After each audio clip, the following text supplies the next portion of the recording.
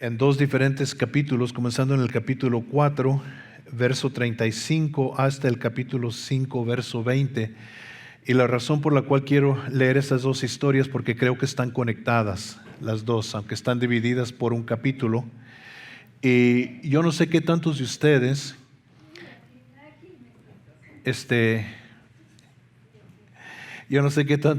saben que la Biblia originalmente, cuando fue escrita, no estaba dividida en capítulos ni en versículos.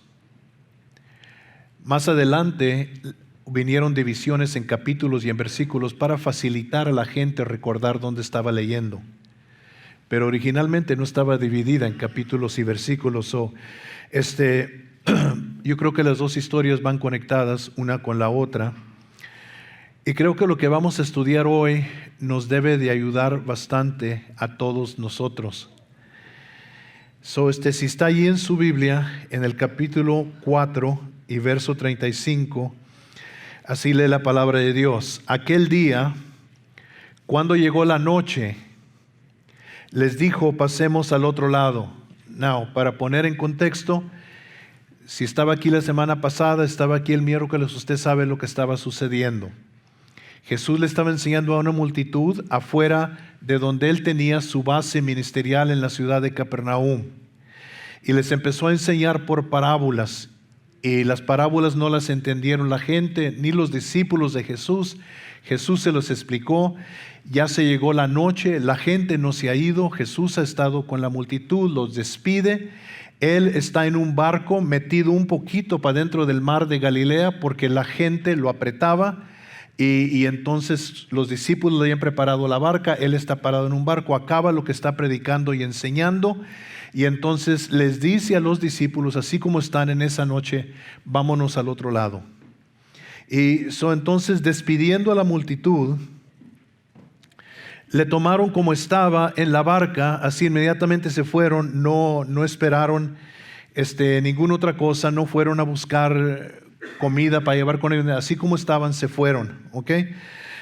En la barca, y había también con él otras barcas, pero se levantó una gran tempestad de viento y echaba las olas en la barca de tal manera que ya se anegaba. Y él estaba en la popa durmiendo sobre un cabezal, y le despertaron y le dijeron, Maestro, ¿no tienes cuidado que perecemos? Y levantándose reprendió al viento y dijo al mar, calla, enmudece. Y cesó el viento y se hizo grande bonanza. Y les dijo, ¿por qué estáis así amedrentados? ¿Cómo no tenéis fe? Entonces temieron con gran temor y se decían el uno al otro, ¿quién es este que aún el viento y el mar le obedecen? Vinieron al otro lado del mar, a la región de los Gadarenos. Y cuando salió él de la barca, enseguida vino a su encuentro de los sepulcros un hombre con un espíritu inmundo, que tenía su morada en los sepulcros, y nadie podía atarle, ni aun con cadenas, porque muchas veces había sido atado con grillos y cadenas, mas las cadenas habían sido hechas pedazos por él y desmenuzados los grillos, y nadie le podía dominar. Qué tremendo, ¿verdad? Este hombre con esta fuerza espiritual, sobrenatural, demonios que están en él, rompe cadenas, destruye lo que le ponen para tratar de controlarlo. Y llega Jesús allí donde está este hombre. Y dice que siempre de día y de noche andaba dando voces en los montes, o sea, gritando entre los montes y en los sepulcros y hiriéndose con piedras. Cuando vio pues a Jesús de lejos, corrió y se arrodilló ante él. Y clamando a gran voz dijo, ¿qué tienes conmigo, Jesús, Hijo del Dios Altísimo? Te conjuro por Dios que no me atormentes. Y aquí no es el hombre hablando, sino los demonios por medio de él. Porque le decía, sal de este hombre, espíritu inmundo. Y le preguntó, ¿cómo te llamas? Y respondió diciendo, Legión me llamo, porque somos muchos. Y le rogaba mucho que no los enviase fuera de aquella región. estaba allí cerca del monte un gran hato de cerdos paciendo, y le rogaron todos los demonios, diciendo: envíanos a los cerdos para que entremos en ellos. Y luego Jesús les dio permiso, y saliendo aquellos espíritus inmundos entraron en los cerdos, los cuales eran como 2,000, y el hato se precipitó en el mar por un despeñadero, y en el mar se ahogaron. Y los que apacentaban los cerdos huyeron y dieron aviso en la ciudad y en los campos, y salieron a ver qué era aquello que había sucedido. Vienen a Jesús y ven al que había sido atormentado del demonio y que había tenido la legión sentado, vestido y en su juicio cabal, y tuvieron miedo. Y les contaron los que lo habían visto cómo le había acontecido al que había tenido el demonio y lo de los cerdos. Y comenzaron a rogarle que se fuera de sus contornos. Al entrar él en la barca, el que había estado endemoniado le rogaba que le dejase estar con él. Mas Jesús no se lo permitió, sino que le dijo: vete a tu casa, a los tuyos, y cuéntales cuán grandes cosas el Señor ha hecho contigo y cómo ha tenido misericordia de ti. Y se fue y comenzó a publicar en Decápolis cuán grandes cosas había hecho Jesús con él, y todos se maravillaban. Wow, ok. Vamos a ver varias cosas aquí. Antes de que entremos a nuestro punto principal. Okay. Jesús, después de haber ministrado todo el día, ha de haber estado bien cansado. Ha de haber estado completamente fatigado. Y entonces, tan pronto como se desprende la barca y empiezan a cruzar el mar, Jesús busca una toalla, una garrita, algo, un manto, y lo usa de almohada, y se acuesta en el barco y se queda completamente dormido.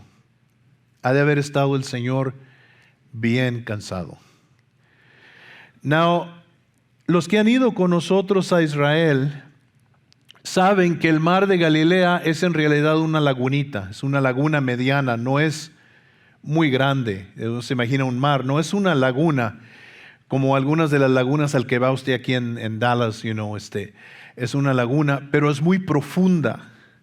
El mar de Galilea es muy profundo y está rodeado de montañas. Y parece que en su parte más ancha, el mar de Galilea es como 7 millas de ancha y como 13 o 14 millas de largo, no es muy grande. Pero Capernaum, donde Jesús estaba, y la palabra Galilea quiere decir arpa, porque el mar de Galilea está en forma de un arpa, como un arpa así, cuadradita, así. Si han visto, ¿verdad?, las arpas así. Y entonces parece un arpa, la figura del mar de Galilea. Y donde Jesús está es en el norte, en Capernaum, y Gádara está en esta parte para acá, para el sur. Iban a atravesar probablemente de 7 a 10 millas de mar los discípulos. Cuando Jesús le dice vamos al otro lado, empiezan hacia ese lugar. Y luego la Biblia nos dice, cuando leemos en el capítulo 5, que el gadareno, el hombre que fue liberado, era de Decápolis. Y la palabra Decápolis quiere decir 10 ciudades. Deca, 10, polis, ciudad, 10 ciudades. Y eran 10 ciudades como capitalinas, como principales. Y una de esas ciudades de Decápolis era Gádara. Y de allí era este hombre. En el mar de Galilea, yo tengo muchos años que estoy yendo a Israel. Y en 2 ocasiones nos han agarrado tormentas en el mar de Galilea. Y pueden suceder en un instante, de un momento a otro.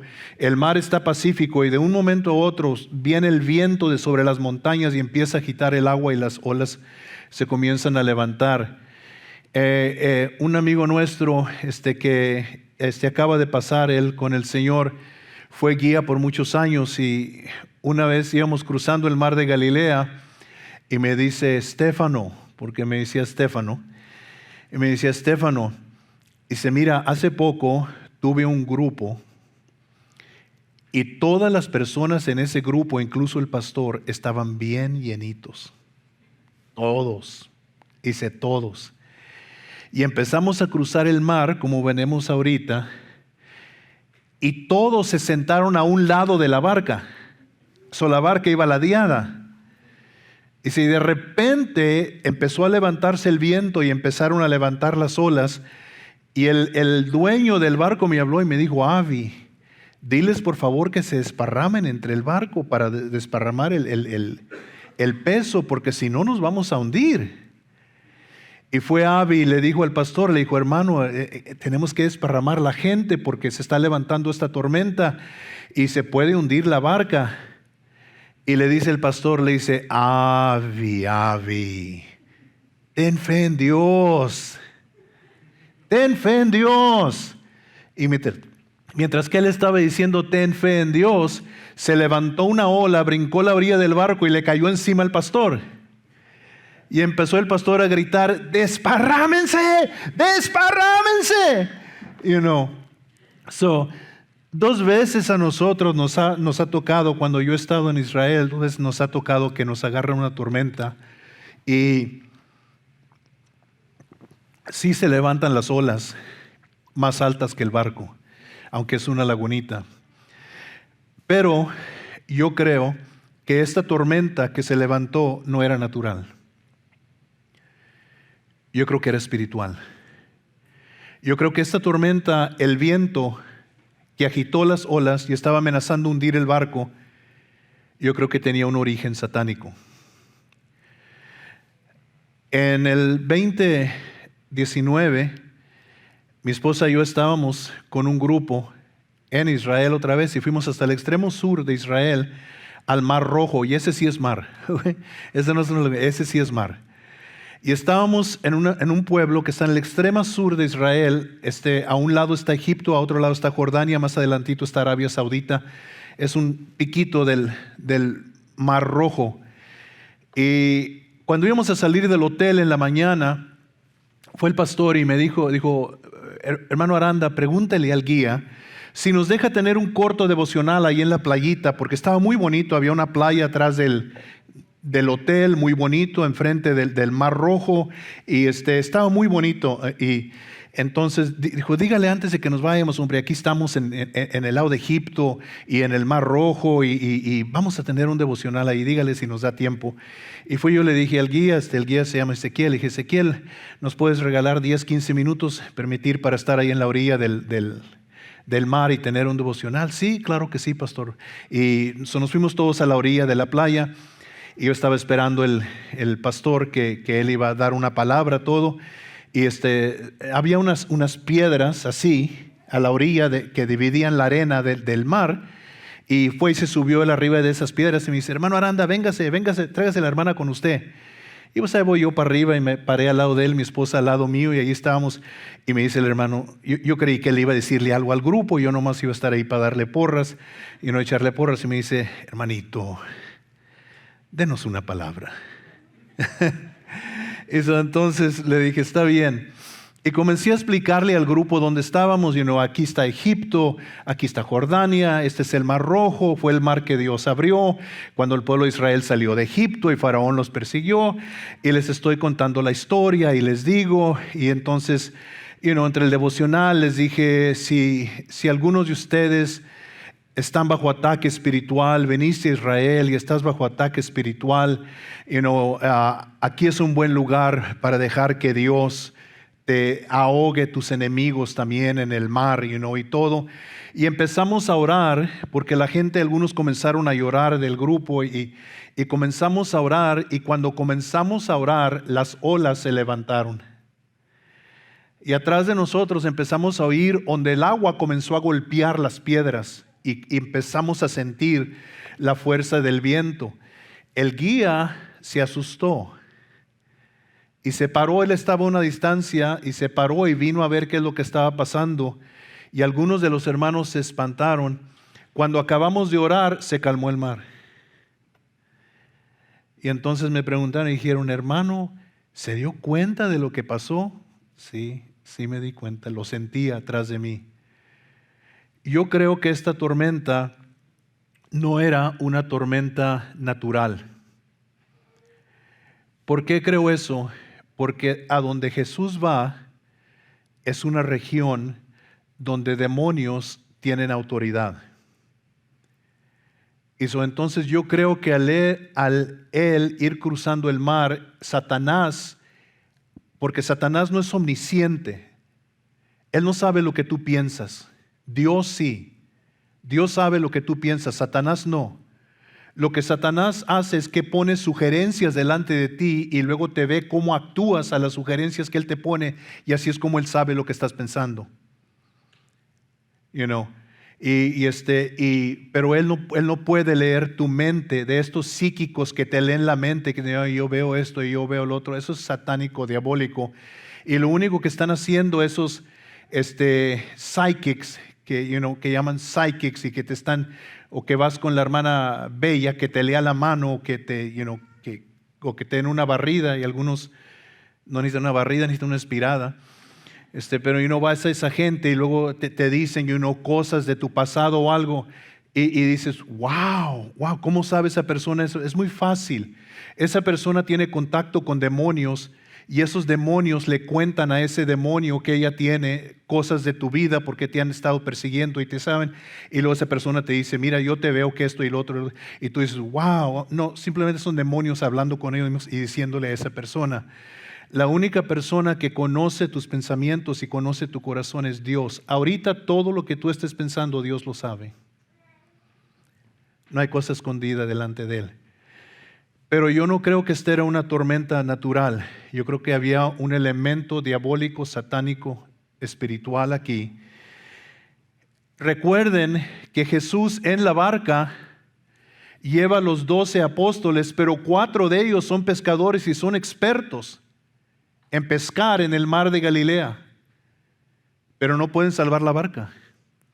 Han hecho todo lo que ellos pueden por salvar la barca de esta tormenta, y ellos entonces ya asustados van y despiertan a Jesús. Dicen, hey, nos vamos a ahogar. Se va a hundir la barca aquí en medio del mar. Y entonces Jesús lo despiertan, se pone en pie y reprende al viento, y el viento se calma. Entonces Jesús se disgusta con los discípulos y les dice, ¿por qué ustedes no reprendieron el viento? ¿Dónde está la fe de ustedes? Me tuvieron que despertar a mí, ¿Nunca has despertado a alguien y se despierta enojado? Mi esposa es muy bonita, mi esposa. A veces estamos acostados en la noche y ya estoy bien a gusto. Me dice mi esposa, dice, voy a ir a traer unas botellas de agua. Y yo sé lo que me está diciendo. Ve, tráeme 2 botellas de agua. Pero no me lo dice así. Dice, voy a ir a traer 2 botellas de agua. No, ¿para dónde vas? ¿Para dónde vas? Y pues voy a traer las botellas de agua. Yo no creo que Jesús se enojó porque lo despertaron porque estaba dormido. Pero sí se disgustó con ellos. ¿Dónde está la fe de ustedes? ¿Por qué? La razón es muy simple. Si Jesús va contigo en el barco no se puede hundir.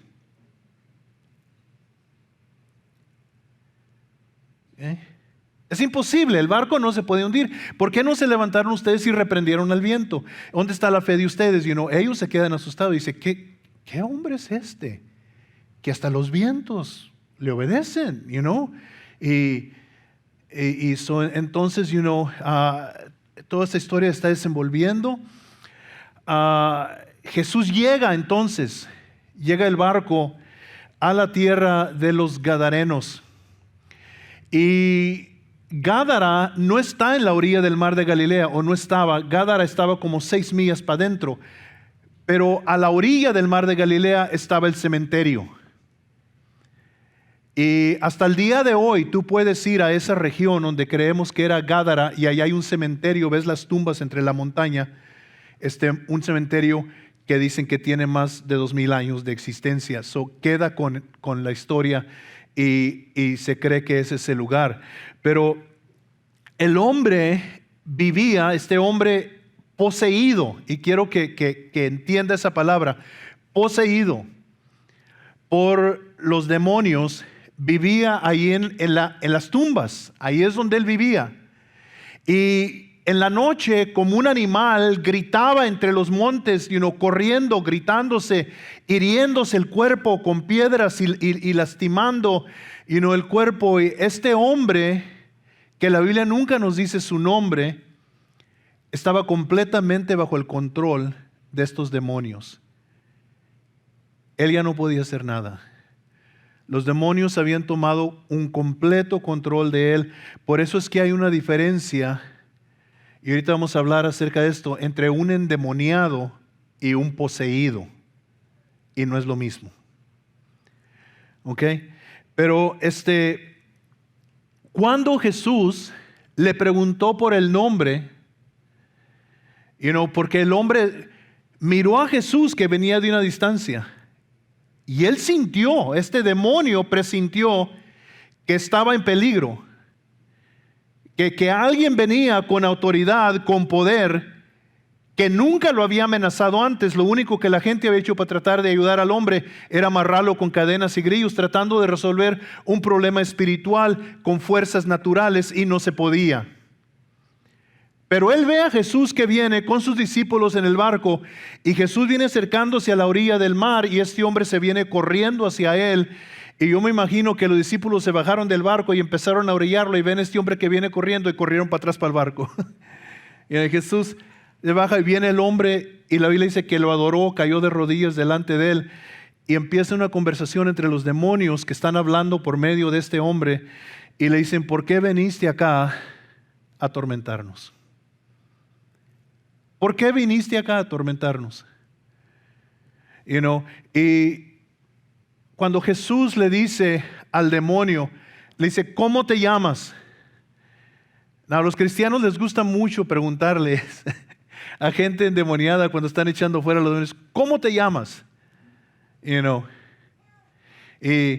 en una ocasión estaban unos hermanos en Italia, y unos hermanos americanos, y habían estudiado un poquito de italiano, y sucedió en la reunión que una persona estaba endemoniada, y le están diciendo al endemoniado en italiano, ¿dónde vives?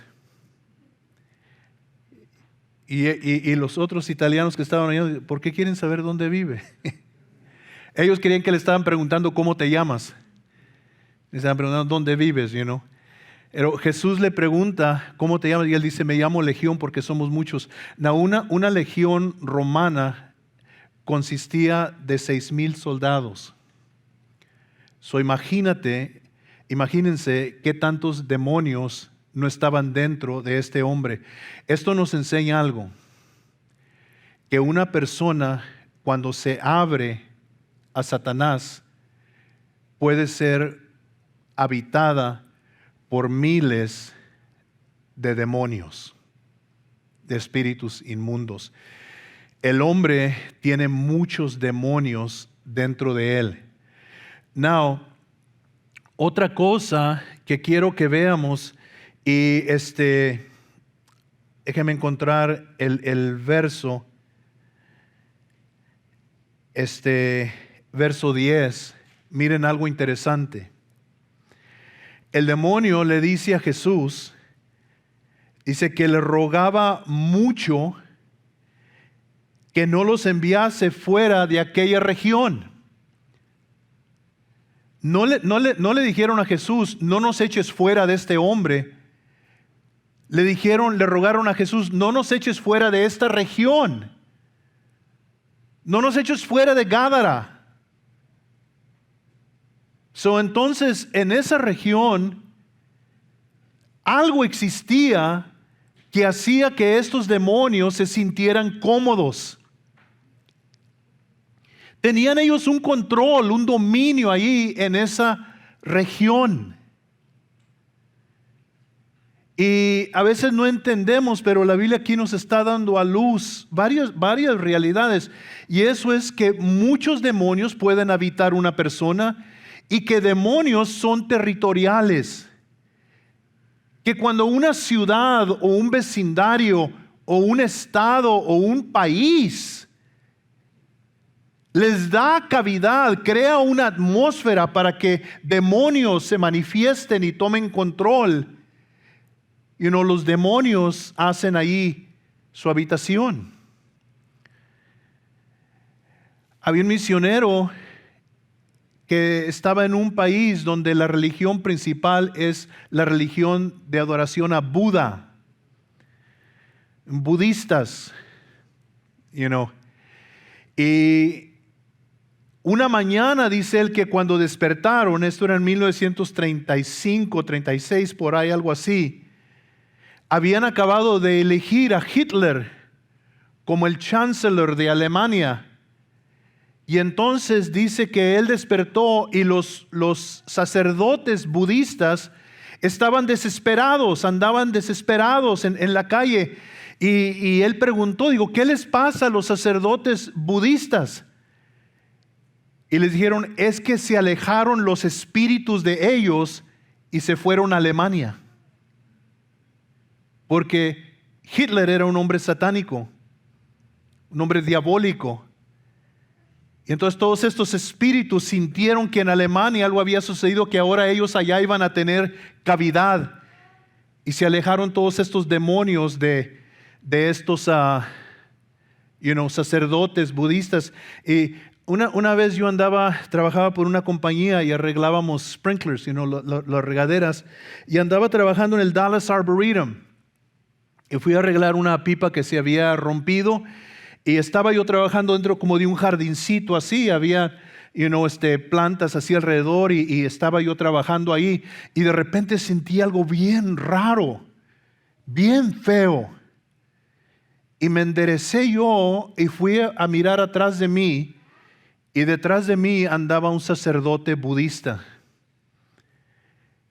Y sentí ese demonio que traía este hombre, esos demonios que traía, y chocaron con el Espíritu de Dios. Y me miró él y lo miré yo, y se alejó de mí. Pero, no querían irse de ese territorio. Aquí estamos cómodos, aquí tenemos cavidad, aquí nos han dado lugar, entonces nosotros tenemos que tener mucho cuidado como cristianos de lo que dejamos entrar a nuestra casa.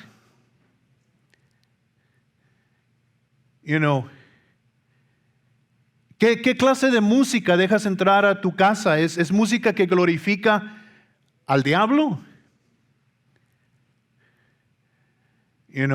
¿Qué clase de películas se permiten en tu casa ver? ¿Qué clase de libros entran para leer? ¿Qué permites tú dentro de tu casa? Porque sin darte cuenta, le puedes estar dando cavidad a demonios para que vengan y hagan habitación. Y ellos no quieren habitar un edificio, ellos quieren habitar gente. Y la gente que entre a tu habitación va a caer bajo la influencia de esos demonios que tú dejaste entrar.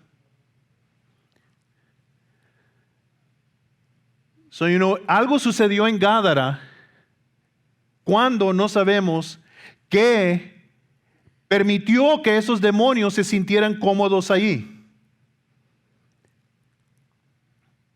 Y allí están cómodos y le ruegan a Jesús. Y me captó mucho la atención porque yo esperaría que los demonios dijeran, no nos eches fuera de este hombre. Dicen, no nos eches fuera de esta región. Mira, déjanos entrar a los puercos que están ahí. Déjanos entrar a los cerdos, a los puercos que están ahí. Y entonces Jesús les da permiso. Uno se tiene que hacer preguntas aquí, yo no sé si se preguntan cuando leen, ¿por qué Jesús les dio permiso?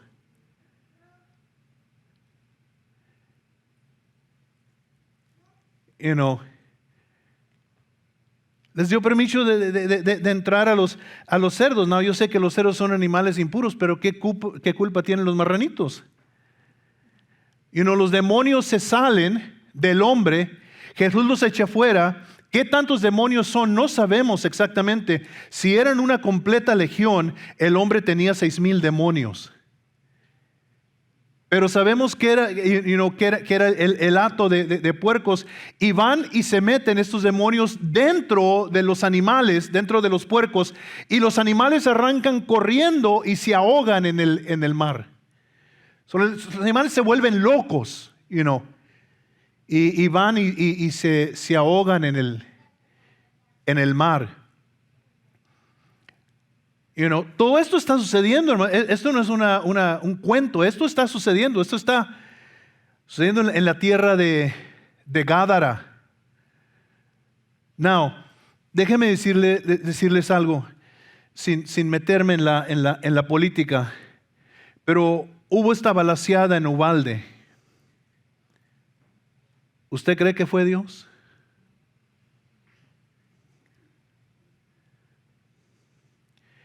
¿Quién cree usted que fue? ¿Quién cree usted que estaba detrás de eso? De aquí un joven de 18 años, es lo que dicen, fue y mató 22 personas inocentes, 19 niños inocentes. ¿Quién cree usted que estaba detrás de eso? El diablo. El diablo. ¿Usted cree que si recogen las pistolas se va a acabar eso? Porque el problema no son las pistolas.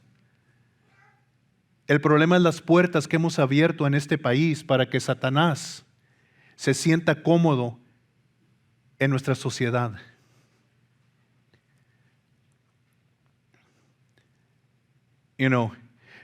Entonces, ahí está este hombre. El hombre está poseído. No está endemoniado, está poseído. Now, quiero llegar a este punto con lo que me queda en esta mañana de lo que estamos estudiando. Porque cuando yo leo la Biblia, y yo no sé cómo usted la lee, pero cuando yo leo la Biblia, yo me hago preguntas. Yo le pregunto a Dios, ¿por qué? ¿Por qué pasó esto? ¿Por qué sucedió esto?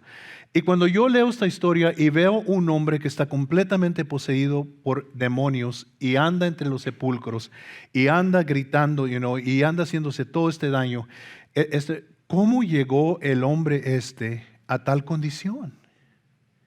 No nació así. Yo me imagino que hubo un tiempo cuando este hombre probablemente tenía una vida normal. ¿Cómo llegó a tal condición que el hombre ya no tiene control sobre los demonios lo controlan por completo? Está poseído, por completo. Quiero que vaya conmigo al libro de Génesis capítulo 4. Es la primera vez que encontramos en la Biblia que se usa la palabra pecado. O más bien vamos a leer el verso 7. Now, los que conocen la historia saben lo que pasó. Caín y Abel son hermanos. Caín es el hermano mayor, Abel es el hermano menor. Y los dos, Caín y Abel, traen ofrendas a Jehová. Y Dios acepta la ofrenda de Abel con agrado, pero rechaza la ofrenda de Caín. Y Caín se siente, se enoja. No, Dios, toda la ofrenda de mi hermano, pero no quiero estar la ofrenda mía, Y está él en esta condición, podríamos decir, una palabra en inglés que se llama pouting. Está él ofendido porque Dios no aceptó su ofrenda. Y él está en esa condición. Y Dios viene y le dice, ¿por qué estás así con la jeta caída? ¿Por qué estás así haciendo, conmigo, Y le dice en el verso 7, si bien hicieres, no serás enaltecido, y si no hicieres bien, el pecado está a la puerta. Entonces, ¿qué le dice Dios? Le dice, mira, si lo que hiciste estuviera bien, yo te lo hubiera aceptado. Pero lo que tú hiciste no está bien. Y probablemente lo que sucedió es que la historia, la narración aquí nos da una indicación que cuando Abel llevó su ofrenda, él escogió lo mejor del rebaño, pero que cuando Caín llevó su ofrenda, él nomás escogió cualquier cosa. Y Dios dijo, hey, si me vas a dar algo a mí, va a ser lo mejor. Y hizo entonces Caín se ofende, pero le dice, Dios, si hubieras hecho bien, yo hubiera aceptado tu ofrenda. Pero luego le dice algo, y si no hicieres bien, el pecado está a la puerta. Con todo esto, a ti será su deseo y tú te enseñorearás de él. Now, ¿qué quiere decir esto? ¿Qué le está diciendo Dios? Le dice, mira, cuando haces mal, el pecado está a la puerta, listo para caer sobre ti como un animal para destruirte. El pecado nunca da vida, el pecado siempre da muerte, el pecado nunca produce algo bueno, siempre produce algo malo. Pero, ¿cuál entonces, si sabemos estas cosas del pecado, entonces por qué tanta gente cede al pecado sabiendo que la paga del pecado es muerte? Estoy hablando de cristianos, porque el pecado se ve atractivo. Se ve como algo bueno, como algo que te va a dejar un buen sabor, como que si lo haces, wow, vas a quedar tan satisfecho, it's gonna feel good, entonces el engaño, pero Dios le dice, mira, es como un animal que está a la puerta y nomás está esperando que tú cedas y va a venir sobre ti y te va a destruir, pero ahorita Caín, tienes la oportunidad, tienes poder para decirle no al pecado. Ahorita tienes el poder para decirle no, ahorita tienes el poder para darle la espalda. No tienes que hacer esto, no tienes que ceder a eso. Pero ¿qué hizo Caín? Cedió.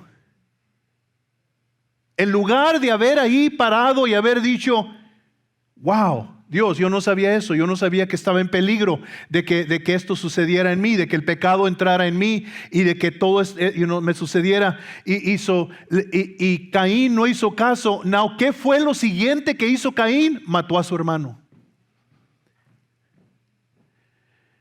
Fíjate lo que sucedió.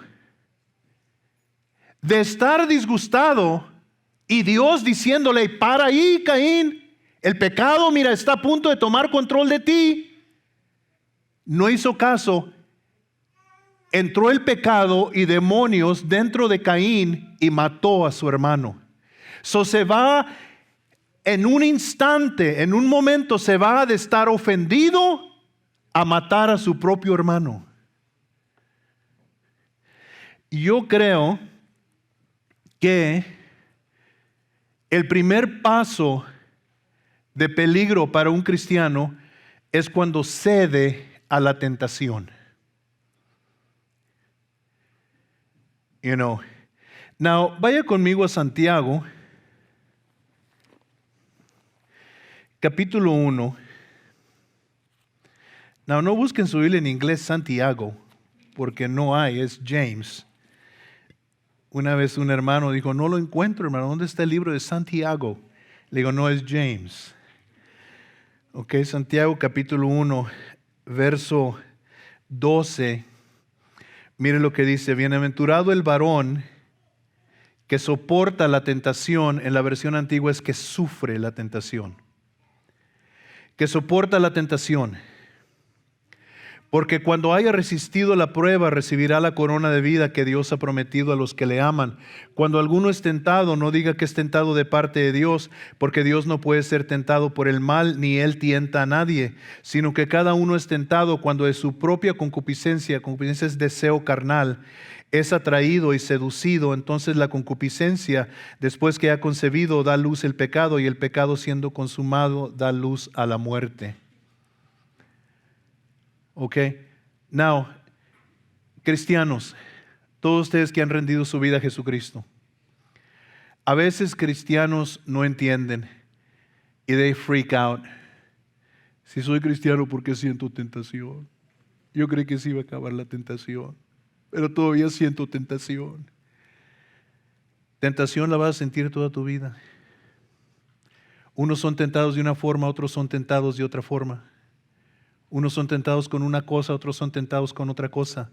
Pero la tentación siempre la vas a tener delante de ti. La tentación siempre se te va a presentar, pero es bienaventurado el varón que soporta la tentación, que no cede a la tentación. Yo estoy batallando ahorita con mucha tentación. Les voy a confesar. ¿Ok? Saquen su teléfono si quieren grabarme y ponerlo en Facebook. I don't care. ¿Ok? Yo estoy perdiendo peso. Yo sé que no se nota, pero estoy perdiendo peso. Y me da gusto que mis pantalones ya no me quedan tan apretados, mi cinto va brincando numeritos para enfrente, mi saco que antes se quedaba aquí, ahora queda aquí. Y me siento, pero estoy peleando con tentación. Tortillas de harina, con mantequilla. Ay, la sangre de Cristo. Una coca mexicana con hielo. Un pedacito de pastel de chocolate. Y hay veces que todo dentro de mí quiere. Vas a comer y luego viene el mesero o la mesera. ¿No quiere un postre? No, gracias. ¿Tenemos esto? No, gracias. Y no siempre gano, a veces que cedo, y lo justifico. Y digo, no lo estoy haciendo siempre, lo estoy haciendo nomás de vez en cuando ahora, pero cuando fui para Israel, me dijo el guía, que es un buen amigo, y me miró y estaba preocupado por mí, y me dijo, Esteban, eso es malo para tu salud. Pierde peso. Te va a hacer mal. Y entonces me puse a pensar y dije, ¿cómo puede ser posible que yo como cristiano me gane la comida? Pero yo les voy a confesar, y por favor, si me regalan un Hershey's, los voy a reprender. Porque me encantan los Hershey's, me encanta el chocolate. I love it, I love it, I love it. Estoy confesando mi pecado aquí, mi debilidad delante de usted, y todo, pero me siento en la mesa y me digo a mí mismo, no. Pero hay gente que tiene tentaciones que son más serias, más profundas. Tentación de droga. En algún punto de su vida abrieron sus apetitos a la droga y les produció a ellos un high y quedaron adictos a ello. Tentaciones de pornografía, tanto a hombres como a mujeres. Y todos somos tentados, unos de una forma, otros de otra forma. Y creo yo que cuando el cristiano resiste la tentación, se hace más fuerte. Pero cuando el cristiano cede a la tentación, yo creo que hay demonios detrás de esa tentación. Y yo creo que si es una tentación bastante seria, de un hombre que a lo mejor siente una tentación con otra mujer y la mujer le da entrada y lo anima, y el hombre cede a esa tentación y tiene un momento íntimo con esa mujer y cree que se satisfació y cree que tuvo algo bueno, se da cuenta ese hombre en muy corto tiempo, si es cristiano, que había demonios detrás de esa acción a la cual él se dio, que entraron en él y empezaron a tomar control de él, y de rato se encuentra desnudando a las mujeres con su vista, de rato se encuentra mirando pornografía, de rato se encuentra que ya no se satisface con lo que hizo con la mujer, ahora quiere algo más, más diferente, y empieza, y nuestra cultura y nuestra generación está adicta al pecado sexual. Está en la televisión, está en las películas, está en la música, es glorificado, es exaltado, y la persona que no cede a las tentaciones sexuales es criticado y burlado y llamado un anticuado. Pero lo que no nos hemos dado cuenta es que cuando abrimos esa puerta nacionalmente a esa tentación y cedimos, detrás de ellos vinieron huestes de demonios y están habitando nuestra tierra ahora y están trayendo muerte y estrago por todo lugar. Yo creo que el primer paso para problemas espirituales en la vida del cristiano es cuando cede a la tentación. Yo creo que detrás de ese acto, cuando tú cedes a la tentación, espíritus entran detrás del acto y empiezan a controlarte, controlar tus pensamientos, los deseos de tu carne, los deseos carnales. Y empiezas tú a degresar, y entonces la persona dirá, ¿podrá un cristiano estar endemoniado? Sí. Mi opinión es que sí. No poseído, pero sí endemoniado. Y lo que sucede es que cristianos, y ya voy a terminar, lo que sucede es que cristianos ceden a esa tentación, y espíritus entran detrás del acto y empiezan a controlar parte de tu vida.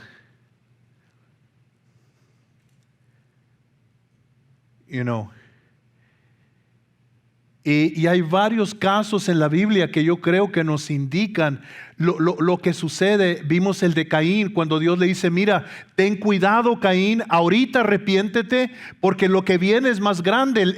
El diablo está ahí, el pecado está ahí, nomás buscando entrar y tomar control de ti. Y Caín no hizo caso, el demonio entró a él y mató a su hermano.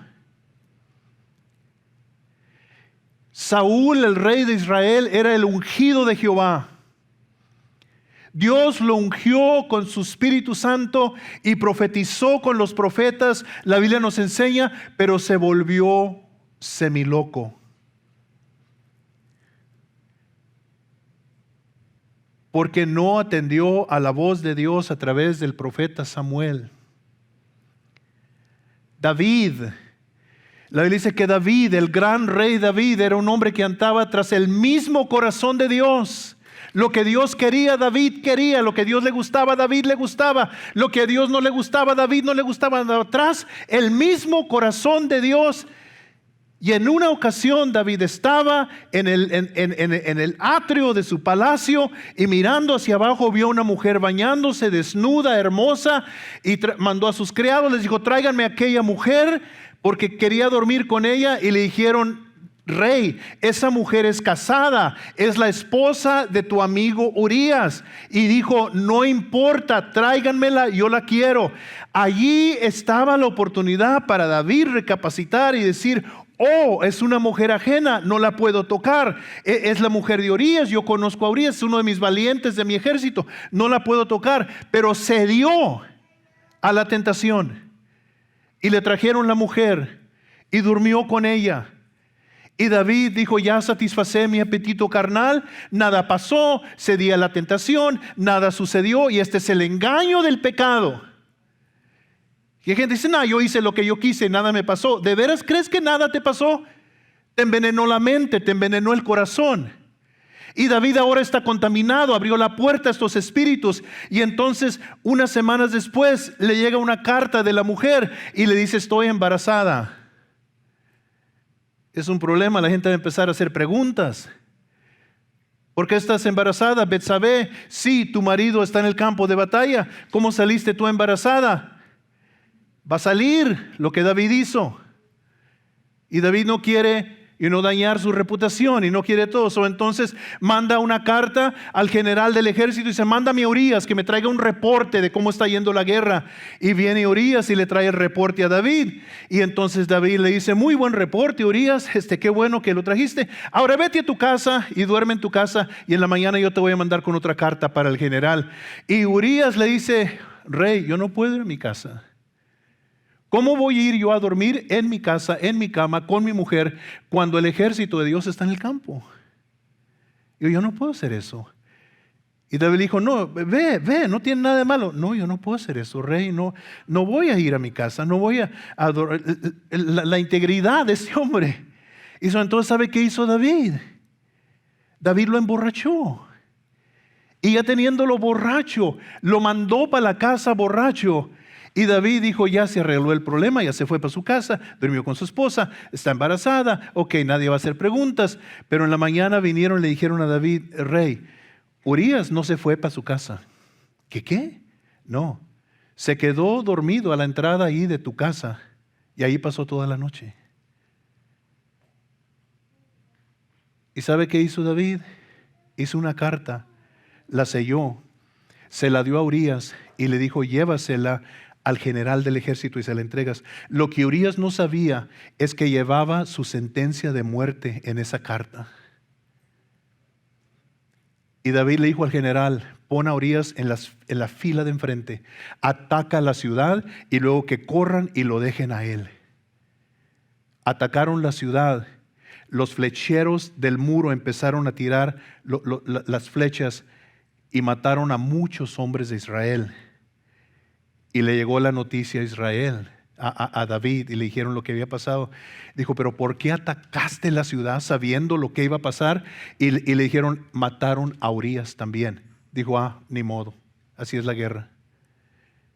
Este hombre que anda tras el corazón de Dios cede a la tentación con una mujer. Ahora es un asesino, no solamente de Urías, no solamente es un adúltero, sino que también es asesino de sus propios soldados que Dios puso bajo su cuidado para protegerlos. Así es el pecado. Yo creo que así comenzó con este hombre. Cedió a algo pequeño y se fue algo más, y se fue algo más, y se fue algo más, hasta que empezaron a entrar espíritus tras espíritus tras espíritus, y perdió el control completo de su vida. Nosotros no tomamos al pecado en serio. Nosotros creemos que no nos va a afectar y no nos damos cuenta de las puertas que estamos abriendo. Y por eso es que hay veces que aquí en la iglesia hemos orado por algunas personas de la congregación y de repente empiezan a manifestarse demonios, espíritus que empezamos a echar fuera de ellos y dicen: ¿de dónde vino esto? No podemos jugar con el pecado. No podemos jugar con Satanás. Y nos escondemos tras cortinas religiosas y tras máscaras religiosas, y God will have none of it. Dios no está jugando juegos. No, yo creo en el hablar en lenguas, yo creo en temblar bajo el poder de Dios y caer, y yo creo en todo eso. Pero en una ocasión vino una mujer que ya conocemos por mucho tiempo. Yo tenía una oficinita allá atrás y la mujer quería hablar con nosotros, tenía problemas en su matrimonio y quería hablar con nosotros. Y mientras que estaba hablando conmigo y empecé a orar por ella, comenzó ella a temblar y sus manos a temblar y hablar en lenguas, y me dijo el Señor: no es mi espíritu, es un demonio. Y empecé a reprender al demonio y empezó a salir el demonio de ella. No podemos escondernos detrás de una mascarilla religiosa. No podemos. El pecado es serio, el pecado destruye, el pecado acaba con matrimonios, el pecado destruye relaciones, el pecado destruye familias, el pecado es muerte.